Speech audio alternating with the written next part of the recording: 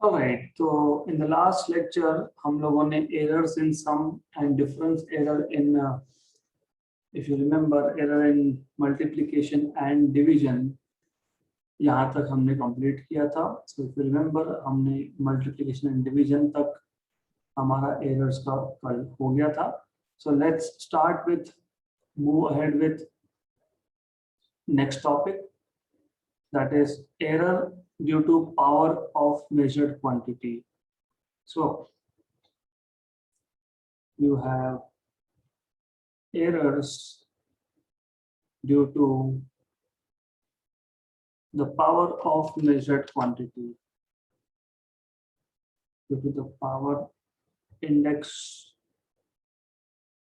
of measured quantity.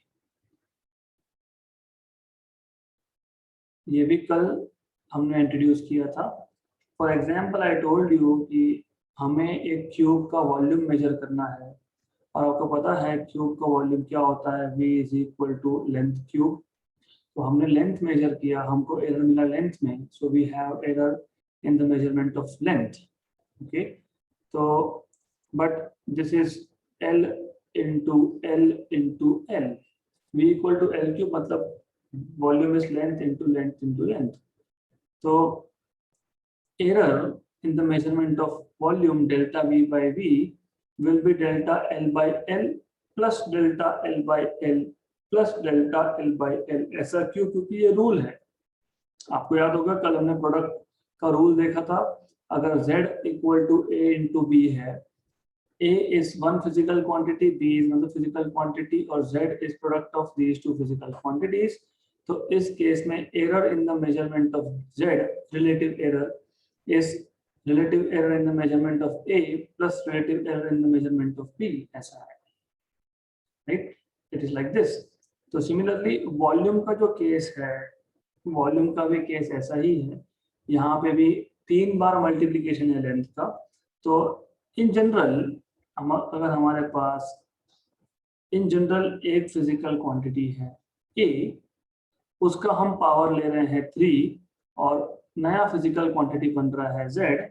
तो in general you can write this as a into a into a, right? Therefore relative error in z is given by relative error in z is delta z by z equal to, as I told you, delta a by a plus delta a by a plus delta a by a.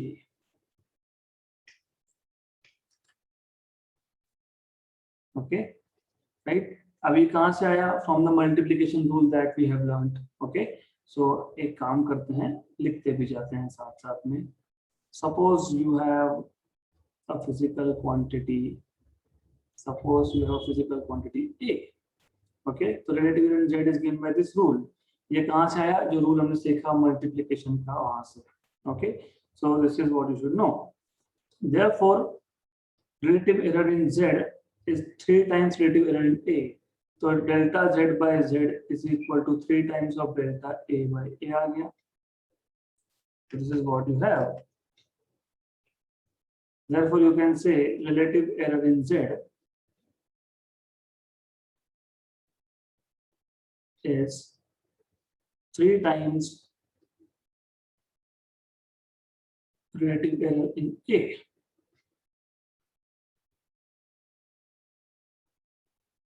Okay, so therefore what you can say is, in general, therefore in general you have z equal to a raised to n अगर होगा, so in general if z equal to a raised to n, then relative error in z is, then relative error in z is delta z by z n times of relative error in a. तो ये हमारा general formula बन गया. Okay, so this is one general formula that you need to know. ये आपको पता होना चाहिए. Now next thing is,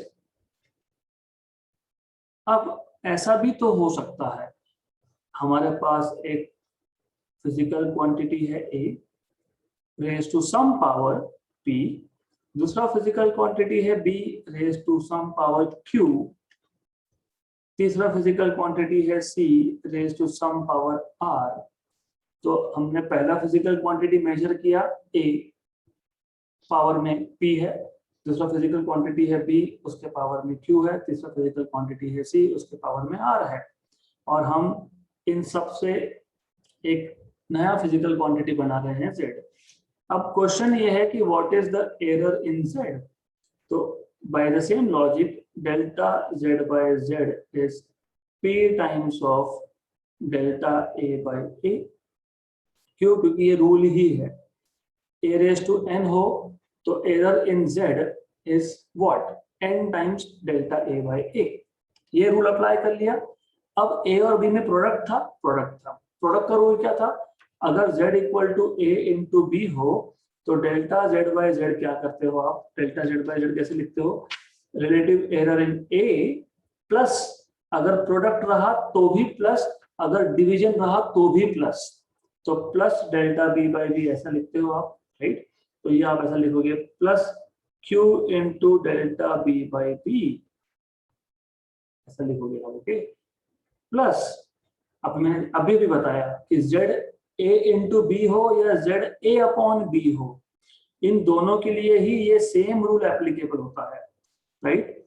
तो ये आ जाएगा आपका R into delta C by C. I will repeat again क्योंकि ये बहुत इंपॉर्टेंट कॉन्सेप्ट है। तो ऐसा है, हमारे पास एक फिजिकल क्वांटिटी है A, उसका पावर है P, दूसरा फिजिकल क्वांटिटी है B, इसका पावर है Q, तीसरा फिजिकल क्वांटिटी है C, इसका पावर है R। A raise to P into B raise to Q upon C raise to R। तो Z इक्वल टू आ गया A raise to P, B raise to Q upon C raise to R, correct. अब हमको चाहिए relative error in Z, तो delta Z by Z। पहले तो आप देखोगे relative error in A raise to P plus Q, क्योंकि इन दोनों में मल्टीप्लीकेशन है, plus Q into relative error in B plus Q product हो या डिवीजन हो, आप हमेशा बीच में प्लस करते हो एरर करते हो। This is what you should know. तो relative error in Z is P times of relative error in A upon A, मतलब relative error in A is delta A by A basically, plus Q into delta B by B plus R into delta C by C। ये आ गया आपका relative error in Z। अब of course हम example लेंगे, जब example लेंगे तो और क्लियर होगा, और मैं अभी रिपीट भी करके देने वाला हूँ। सो इन जनरल अगर आपके पास ऐसा कोई फिजिकल क्वांटिटी है,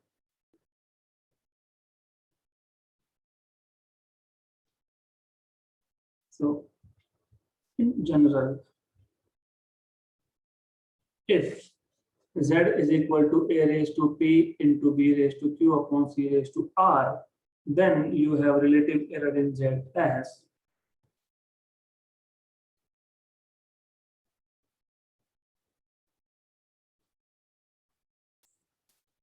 then relative error in Z is, इसको एज अ फॉर्मूला ही याद रखोगे तो बेटर है।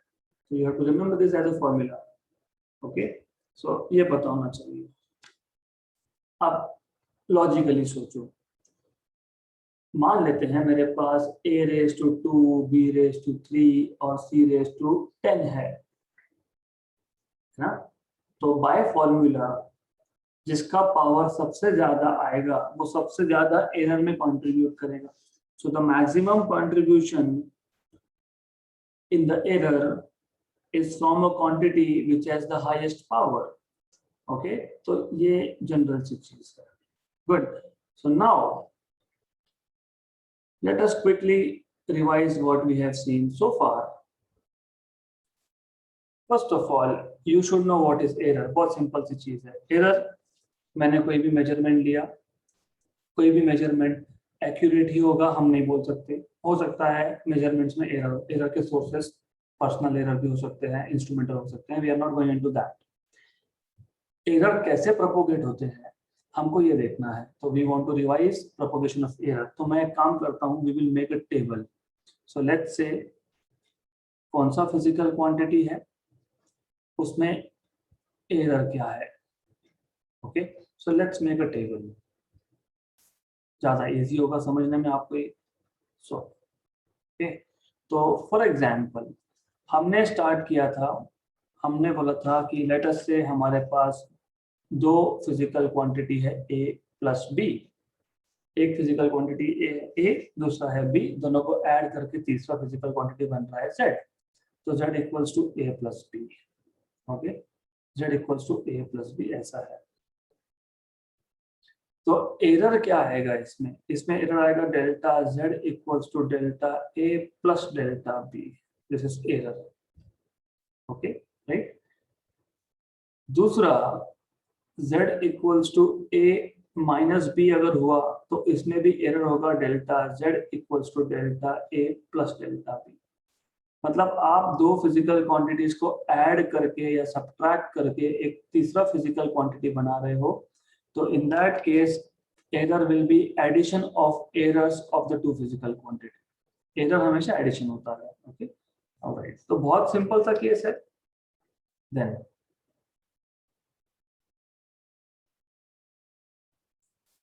थर्ड, इफ यू रिमेंबर, तीसरा केस क्या था हमारा, प्रोडक्ट।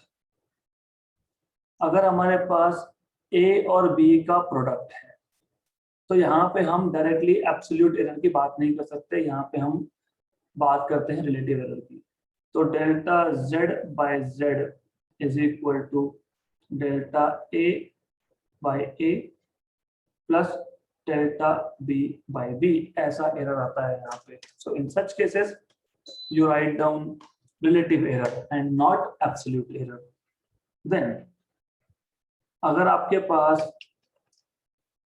दो फिजिकल क्वांटिटीज का डिवीजन है तो इस केस में भी आपको एरर ऐसा ही मिलता है, रिलेटिव एरर इन Z, right. Fifth number case, अगर हमारे पास एक फिजिकल क्वांटिटी है ए, उसके पावर में है n और z is equal to a raise to n है, तो relative error in z is n times of relative error in a, right? Then if you have, for example, z is equal to, जैसे मैंने बताया, a raised to p, b raised to q and c raised to r, ऐसे case में you have relative error in z as, so you have relative error in z as delta z by z is equal to, ये p है, p into delta a by a plus q into delta b by b plus r into delta c by c। Okay, तो ये आपको काम में आएगा अभी और आगे जब हम जेईई नीट स्टार्ट करेंगे तब, और ये आपको 12th एग्जाम तक लगने वाला है, जेईई नीट एग्जाम तक आप लोगों को ये लगने वाला है। So you have to keep this, I would suggest you कि आप after the class you note it down in your book. Okay, so that's all about errors. अब बहुत थ्योरी हो गया, let's do few examples. Example 1.5, the radius of a sphere measured repeatedly. हमारे पास एक sphere है, जैसे एक बॉल है, हम उसके रेडियस को बार बार मेजर कर रहे हैं। पहली बार 5.63 मीटर वैल्यू मिली, दूसरी बार 5.54, तीसरी बार 5.44, चौथी बार 5.40 एंड लास्ट टाइम 5.35। तो 5 रीडिंग्स हमारे पास है यहाँ पे। ओके, हमको पूछा है determine the most probable value of radius and the mean absolute relative and percentage error. तो those who are new, I will tell you कि हम नॉर्मली एग्जांपल्स सॉल्व करते वक्त एक पैटर्न फॉलो करते हैं, जिसमें सबसे पहले हम गिवन क्वांटिटीज को लिख देते हैं। तो यहाँ पे गिवन क्वांटिटीज में you have first reading A1 equal to 5.63 metre, second reading A2 equal to 5.54 meter, third reading A3 equal to 5.44 meter, and fourth reading A4 equal to 5.40 meter, and fifth reading as 5.35 meter. So you have all these measured values. ये आपके पास measurements है. Okay, आपको क्या determine करने के लिए बोला है? You are suppose to find out most probable value, मतलब मीन वैल्यू. तो पहला आपको पूछा है mean value. Most probable value मतलब mean value. This is most probable value. Second, what they're asking you is what is mean absolute error. पहले तो mean absolute error मतलब आपको पूछा है what is delta A mean. Third आपको पूछा है व्हाट इज रिलेटिव एरर, मतलब delta A mean upon A mean. Mean absolute error मतलब एब्सोल्यूट एरर का मीन लेके उसको मीन में से डिवाइड कर दोगे तो रिलेटिव एरर मिल जाएगा. तो this is relative error. Relative error. And as you remember, this is mean absolute error. Mean absolute error. Percentage error कैसे निकालते हैं हम लोग? परसेंटेज एरर निकालने के लिए हम लोग मीन रिलेटिव एरर को, not mean but relative error को आप 100 से मल्टीप्लाई कर देते हो. That gives you percentage error. Right? This is what they're asking you. Now, let's solve one by one. Okay? तो सबसे पहले I would suggest you कि formula भी लिख देना यहाँ पे, solution से पहले formula लिख देना, लेकिन it will take a lot of time, so I'll just skip that part. हम directly solution ही लिख देते हैं. How do you find out mean value? A1 plus A2 plus A3 plus A4 plus A5 by 5. ये आ गया आपका most probable value मतलब mean value. तो आप पहले अब A1 5.63 plus A2 5.54 plus A3 5.44 plus A4 is 5.40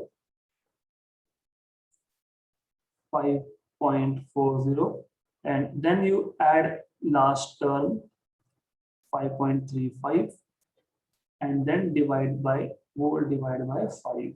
ऐसा कर सकते हो. ओके, तो सिंपल है. अब ऐड करते जाओ. So you have to learn how to add without calculator. कैसे करोगे? बहुत इजी है. देखो ऐसा है 5 5 5 5 5 मतलब 25 तो यही हो गया है ना. 25 तो यही हो गया, तो 25. अब 0.35 और 0.40 0.75 उसमें 0.44 और 0.58 और 0.63 ऐड करोगे. कर लो add. Right, this should be oral by the way. Orally करना सीखना है आपको. बहुत इजी है but you have to do it by yourself. Okay, तो ऐसा करना सीखो आप. तो ultimately it is going to be around 0.75 0.44. अभी इसको ऐड कर लेते हैं. सो दिस इज 0.4462 1.02 1.02 1.02 में 0.75 ऐड कर दिया तो 1.77 1.77 में 0.63 ऐड कर दिया. 1.77 में 0.63 ऐड कर दिया. तो दिस इज इक्वल टू 80 और 0.6 2.4 2.4 और 25 27.24 आएगा ये. तो in total that is 27.24. Okay, तो 27.24 डिवाइड बाय 5 ये आपका आएगा 5.472 मीटर. ये आ गया आपका most probable value, mean value. Good. अब आप मीन एब्सोल्यूट एरर कैसे निकालते हो? This is lengthy part. कैसे निकालते हो? आप बोलते हो पहले एरर इन A1 निकालना पड़ेगा. What is error in A1? Mod of mean value minus A1. Okay, वैसे ही आप सेकेंड रीडिंग में एरर निकालोगे, how will you find it out? वापस is the same way, a mean minus a2, a mean minus a2. Okay, what is this? This is mod of a mean minus a3. Good. अब ये सारे के सारे calculation आपको करने पड़ेंगे। ऐसे आपके पास इन टोटल 5 कैलकुलेशन आने वाले हैं। So you are going to have 5 calculations. इसको आप कैलकुलेट करो। ओके, तो ऑब्वियसली आपको करना पड़ेगा। वैसे इजी है। मीन वैल्यू क्या है? 5.472। उसमें से पहली वैल्यू माइनस करेंगे 5.63। Okay, you do all this things. ये आपके लिए मैं छोड़ रहा हूँ, ये आपको करना है, because I am going to tell you just the method. फिर similarly आप निकालोगे error in A4, that is A mean minus A4। फिर आप फाइंड करोगे error in 5th वैल्यू, तो ये एक वैल्यू मिल जाएगी आपको। Delta A1, delta A2, delta A3, delta A4, delta A5 मिल गया। आपको सारे के सारे मेजरमेंट्स में एरर मिल गया। आप मीन एब्सोल्यूट एरर कैसे निकालते हो? Therefore mean absolute error is given by mean absolute error is, कैसे निकालते हो आप? डेल्टा A mean कैसे फाइंड करते हो? ये आप सारे के सारे एरर्स को ऐड करोगे और डिवाइड बाय 5 करोगे। So you will add all this errors and then you will divide by 5।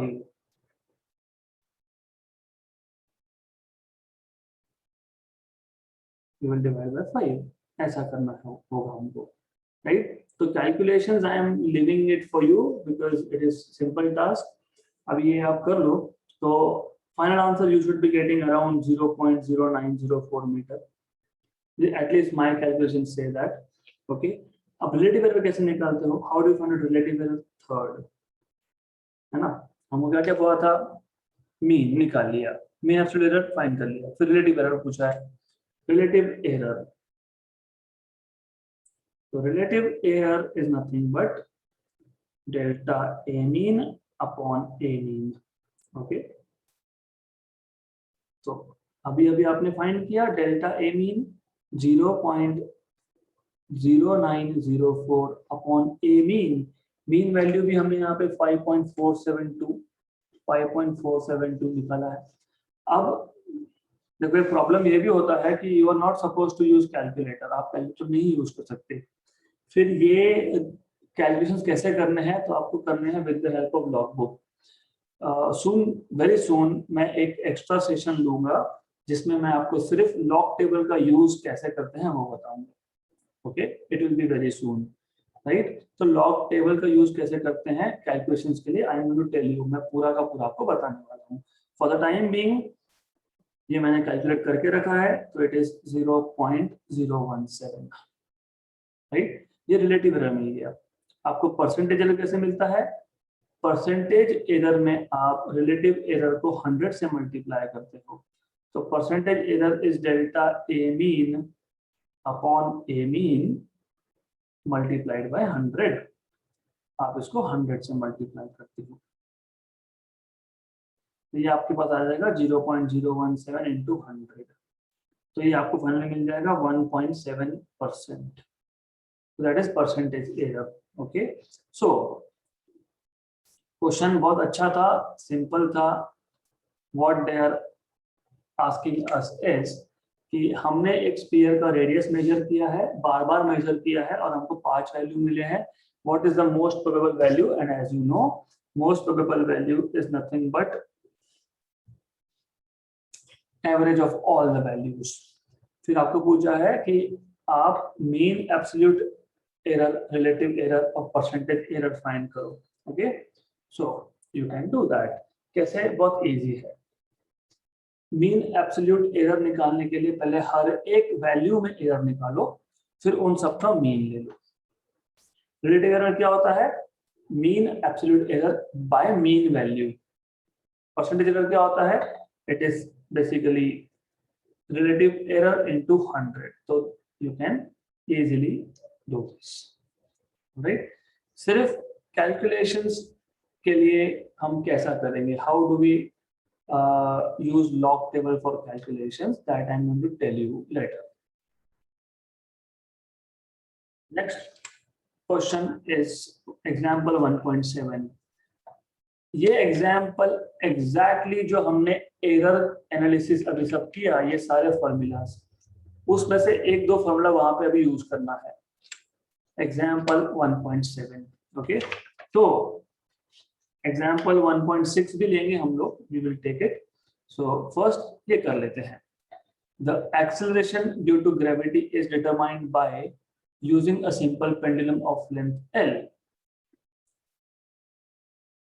If its time period is t, which is equal to 2 plus minus 0.1 second, find the maximum percentage error in the measurement of g. अब exactly ये question क्यों लिया मैंने? क्योंकि अगर आपको याद है, हम जब डायमेंशनल एनालिसिस का एप्लीकेशन देख रहे थे, यूजेस ऑफ डायमेंशनल एनालिसिस, तो मैंने बोला था कि हमारे पास एक सिंपल पेंडुलम है, सिंपल पेंडुलम पे एक बॉब है, इस बॉब को हमने यहाँ पे लाके रिलीज कर दिया, राइट?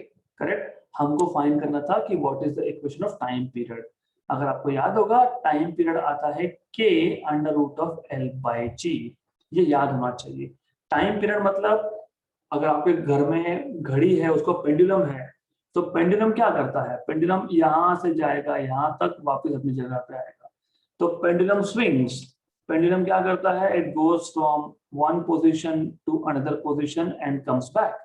तो एक चक्कर कंप्लीट करने में कितना time? That is time period. एक oscillation, one round is one oscillation here, okay. तो ऑलराइट, तो don't worry if you don't know formulas, क्योंकि हम स्टार्टिंग फेज में ही है, ऑलराइट। तो अभी हमको गिवन क्या क्या है? हमको गिवन है लेंथ ऑफ सिंपल पेंडुलम।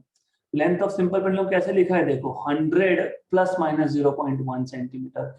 मैंने बोला था आपको कि नॉर्मली एरर्स के साथ स्पेसिफाई किया जाएगा। इसका मतलब क्या होता है कि लेंथ की वैल्यू 100 है और लेंथ में एरर जो है दैट इज 0.1, और टाइम पीरियड दिया है, टाइम पीरियड 2 प्लस माइनस 0.01 है।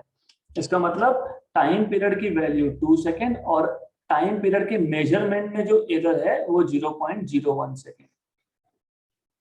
Correct, good. तो first of all you should know this, आपको इतना पता होना चाहिए। अब हमको फाइंड क्या करना है? हमको बोला है कि find out maximum percentage error in the measurement of g. मतलब हमको delta g by g multiplied by 100 ये फाइंड करना है, परसेंटेज एरर इन जी। तो delta G by G into 100, that is formula of percentage error in G, okay.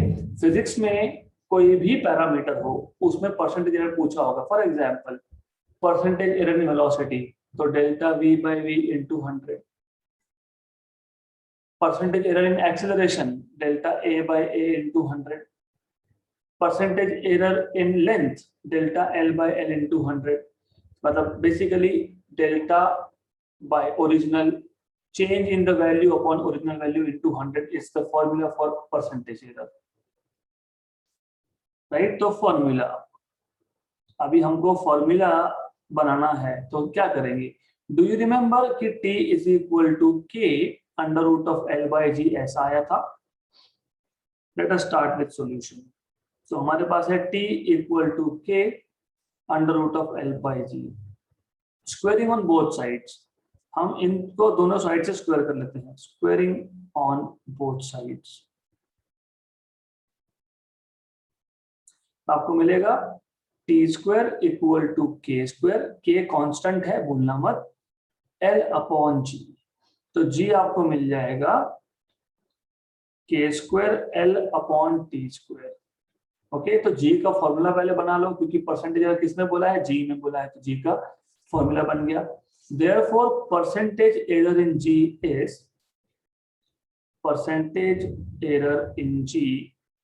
is अब यहाँ पे एक छोटा कंफ्यूजन होता है, तो मैं अभी बता देता हूँ। यहाँ पे k को हटा के आप डायरेक्टली 2 पाई लिख दो, क्योंकि हमको पता है कि ये वैल्यू 2 पाई ही आती है। बाय द वे ये वैल्यू 2 पाई ही आती है हमारी, है ना। मैंने वहां पे लिखा भी था कि ये एक्सपेरिमेंटल वैल्यू है, ये 2 पाई आती है, राइट। तो अगर मैं 2 पाई लिख रहा हूँ तो यहाँ से ये हट जाएगा, यहाँ पे 2 पाई का स्क्वायर हो जाएगा, which is 4 pi square, 4 pi square. अब परसेंटेज एरर निकालते वक्त फॉर्मूला कौन सा यूज करेंगे? we will be using this particular formula, है ना। z equal to a raise to p into b raise to q into upon c raise to r। तो कैसे अप्लाई करेंगे वो फॉर्मूला देखते हैं। तो delta g by g equal to और मल्टीप्लाई बाय 100। 4 कांस्टेंट है ना, 4 कांस्टेंट है, पाई कांस्टेंट है। मुझे बताओ कांस्टेंट में एरर होगा क्या? 2 is 2, 4 is 4, 10 is 10, pi is pi. Constant में एरर नहीं होता। एरर कब होता है? जब मेजरमेंट करोगे तो एरर होगा। तो 4 पाई स्क्वायर कांस्टेंट है, कांस्टेंट में एरर नहीं होता। अगर कांस्टेंट में एरर नहीं होता तो वो लिखते भी नहीं है हम लोग। तो हम क्या बोलेंगे?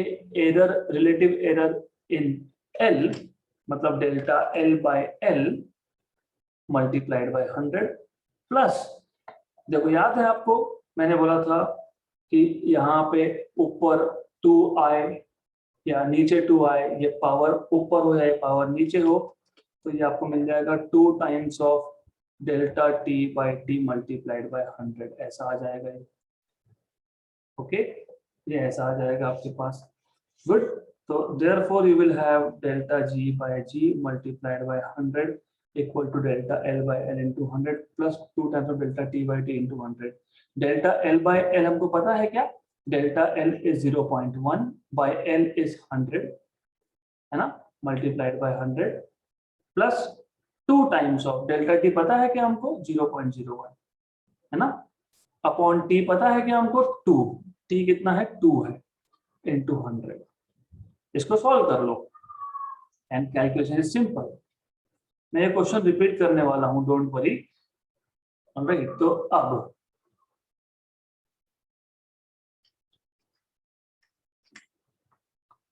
यू विल हैव दिस, ये 100 और ये 100 कैंसल, ओके, ये 2 और ये 2 भी कैंसल, तो 0.1 यहाँ पे प्लस ये 10 पावर -2 प्लस 10 इंटू 10 पावर +2, क्योंकि 10 0.01 मतलब कितना? 10 पावर -2 मल्टीप्लाइड बाय 100 मतलब 10 पावर +2, ये भी कैंसल। तो ये आपके पास आएगा 0.1 + 1 दैट इज 1.1%। तो 1.1% is the error in the measurement of g. मैं पूरा क्वेश्चन रिपीट करता हूँ, don't worry, it is a simple question. देखो ऐसा है, हमें एक्सेलरेशन ड्यू टू ग्रेविटी में एरर कितना आएगा, परसेंटेज एरर कितना आएगा, ये पूछा है। गुड। हमको दिया क्या है? लेंथ। मैंने आपको बताया था कभी भी कोई भी रीडिंग मतलब जब मेजरमेंट होगा तब वो लिखा जाता है mean value plus minus error, mean value plus minus error. Good, मतलब हमको पता लग गया कि लेंथ एल कितना है? 100, ओके, उसमें एरर कितना है? 0.1, ओके, और टाइम की वैल्यू कितनी? 2, उसमें एरर कितना? 0.01, टाइम में एरर कितना? 0.01। गुड। तो सबसे पहले तो गिवन वैल्यू से आप लोग जो भी दिया है उससे आइडेंटिफाई करना सीखो कि क्या क्या दिया है। एल दिया है, डेल्टा एल दिया है, टी दिया है, डेल्टा टी दिया है। So you have been given L along with error, t along with error। now you must remember ये फॉर्मूला हमने देखा था when we were using dimensional analysis, application of dimensional analysis to find out time period of simple pendulum 2 by root of L by G। अब हम इसको square कर देंगे, square करेंगे तो t का स्क्वायर, 2 पाई का स्क्वायर और under root L by G का स्क्वायर, अंडर रूट और 2 स्क्वायर कैंसिल, है ना, अंडर रूट और 2 ये तो अपोजिट ऑपरेशंस होते हैं ना, ये कैंसिल हो जाएगा, करेक्ट। तो t स्क्वायर 2 का स्क्वायर 4, पाई का स्क्वायर पाई स्क्वायर, और यहाँ पे रूट था, रूट मतलब रेज टू हाफ है ना, रूट मतलब रेज टू हाफ, उसका भी स्क्वायर, मतलब ये हाफ और ये हाफ, ये 2 और ये हाफ कैंसिल, तो ऐसा आता है वो T square is 4 pi square L by G. तो जी को मैंने यहाँ शिफ्ट किया, टी स्क्वायर को मैंने डिनोमिनेटर में ले गए। गुड, तो g is equal to 4 pi square l upon t square आ जाएगा।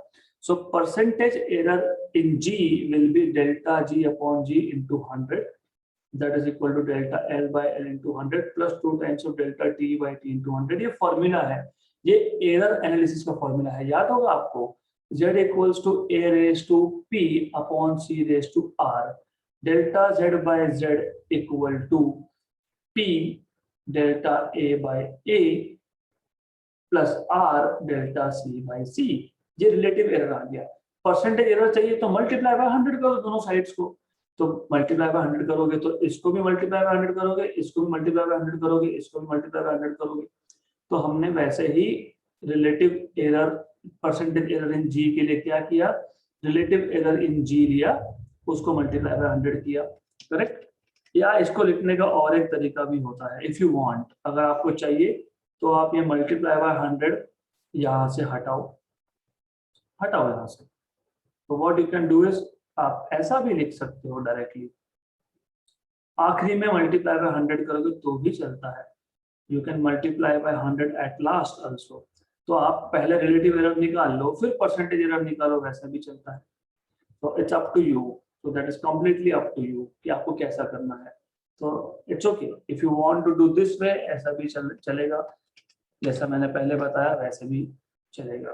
Okay, so this is how you can solve this particular question। okay, so we will stop here for today and we'll continue with more questions in the next session।